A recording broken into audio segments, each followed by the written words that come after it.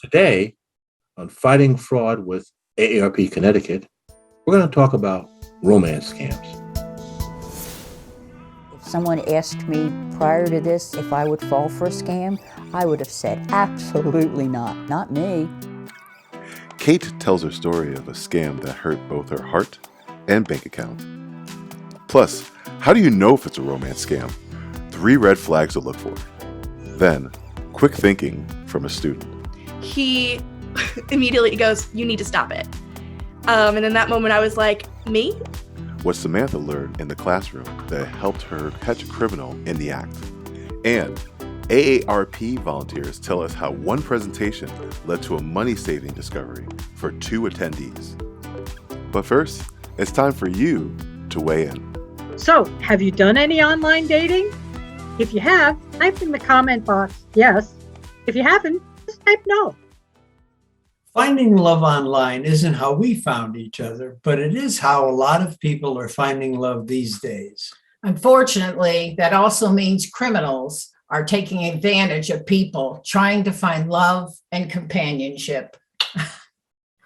So a romance scam is when an individual is seeking someone else to kind of be in their life and connect with.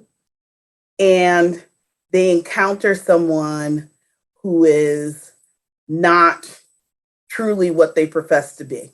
And they really kind of declare like deep love in like 5 minutes and try to connect with you on a deep level at a pace that's really not natural. I got a friend request on Facebook. He loved dogs and he loved gardening, and because he had read my profile, but I thought it was such a wonderful thing that he liked the same things I did. And when he started saying these beautiful things to me, it just kind of awakened that part of me that I had put away for so long. And we could talk 4, 5, 6 times a day. He told me he had been married to a much younger woman who had died, and that he had 2 children who were in school, and he had them contact me by email. So we started a relationship.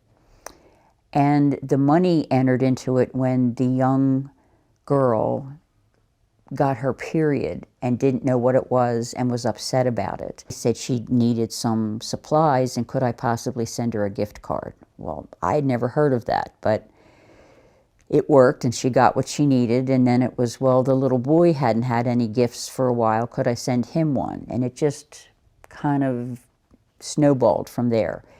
I was spending all kinds of money, and he swore up and down that he was going to repay me the minute he got to Philadelphia. He even went as far as to give me his information for his bank account at the Bank of America, gave me his numbers to get into it, and I could see the balance was very hefty, so I had no problems giving him money because I knew the money was there in the bank, and as soon as he got here, it would be returned to me. The kids started calling me mom, and I just thought I fell into hog heaven there. You know, it was a wonderful, wonderful experience to be loved again. The day of the 10th, he sent me a picture in the morning of him at the airport with his suitcase, and he said, "Oh, honey, they're calling my flight. I've got to go." And I waited and waited and waited all night. I was devastated because it never occurred to me that he was scamming me. I believed everything he said. $40,000. The emotional toll is huge, much worse than the financial toll for me, because I thought I was going to have this wonderful life. You know, I think I'm a fairly intelligent person. If someone asked me prior to this if I would fall for a scam, I would have said, absolutely not me, but I did. Hearing stories like this, it's just heartbreaking. But here are some red flags you can look for. So it may start off fine, like, beautiful conversations or exchanges. And then it quickly moves to a desire for either weddings or at least professing that. And then it moves pretty quickly to requests for financial support in some way. So, can you wire me some money because I had a death in the family or I had a business deal that went wrong? But, and sometimes they're asking for wired money. Sometimes they're asking for it in unusual formats like gift cards and things like that. But really, for someone that you've not actually met in person, and it's typically the case, they're asking for some pretty heavy duty stuff, asking you to not share the status of your relationship with them early on, trying to keep things in secret. That's also a concern. So they're just kind of things that isolate you from others is something that you really need to be concerned about. Because it should not be secret. It should be something that's professed in out there. And if it can't be, then there could be a problem. It's up to people of all ages to share what they learned and keep an eye out for these red flags and criminals.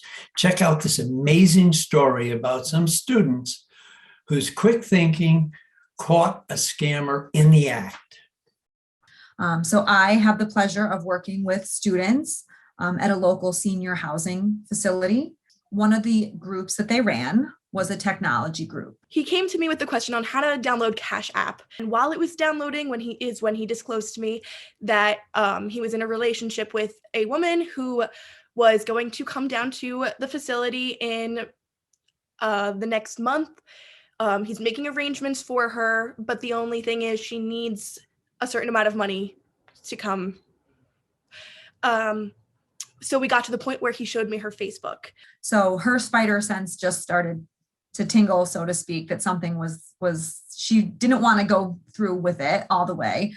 This is not real. I could tell the signs. It was multiple pictures of the same person, but it was 3 or 4 pictures. It wasn't a lot of pictures.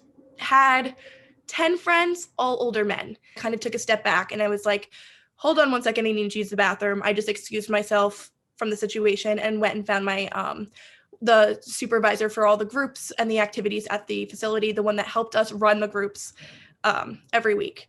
So I found him and I immediately explained the situation. He immediately goes, "You need to stop it." And in that moment, I was like, me?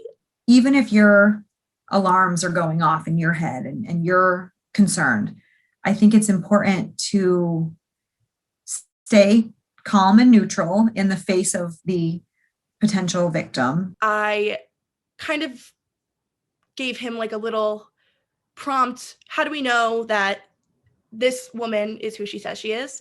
And to just ask questions, because you want to get as much information as you can without triggering emotion in the other person. So we came up with a plan that we would message her together and I would help him come up with a message that would say, "I can't give you the money." So we did that together. She answered immediately and she was looking for the money in different ways, gift cards. From what I was told by administration, it went very well, that the students did everything right, and were incredible with the resident as he was, going through something really tough. As I was sitting with this man and he realized he was being scammed, I felt very, very sympathetic for him, very emotional for him, because he really felt as though he was talking to someone that loved him and that really wanted the best for him. And then he realized that he was being tricked the whole time. Now, after this incident, the professor actually contacted us at AARP and asked us to give a presentation to that same facility about romance scams. That shows how important it is to speak out and share your story. Up next, our fellow volunteers, Tia and Byron, share an incredible experience they had while giving the same presentation. So Byron and I often do these fraud presentations together. We talk about a variety of specific frauds and scams, that sometimes things that have been happening in the community that we're actually going to address. Tia, that reminds me, during one of those sessions, as we were preparing to go in, I overheard 2 ladies talking, and they raised the question, can I talk to you for a minute? And they proceeded to tell me about a situation they both were in individually with a lover, if you will. And at the time, they were saying, do you think it's appropriate for us to send the individual a check? And I said to them, before you do that, why don't you come in and hear the program and the situation, and then decide what to do. So we went into the presentation, and I didn't know Byron had talked to these people, to these women.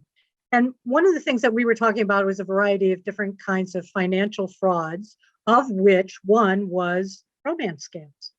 And at the end of our presentation, sometimes people feel moved from that information that they just heard because they realize something happened to them that they may not have acknowledged before, but they now realize, oh, it's happened to other people.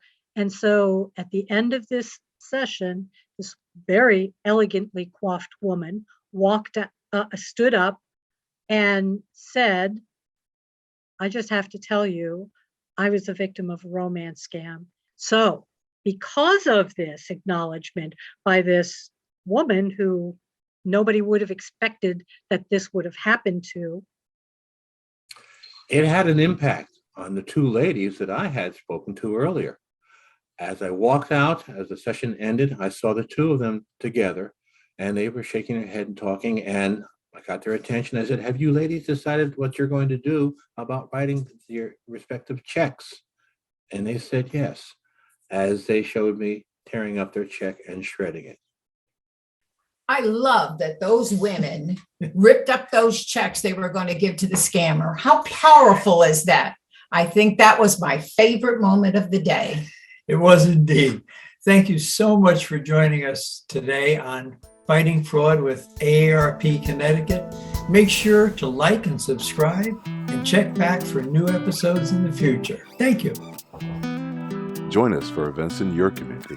Go to aarp.org/CT events. Look for the Con Artist Playbook by AARP Connecticut.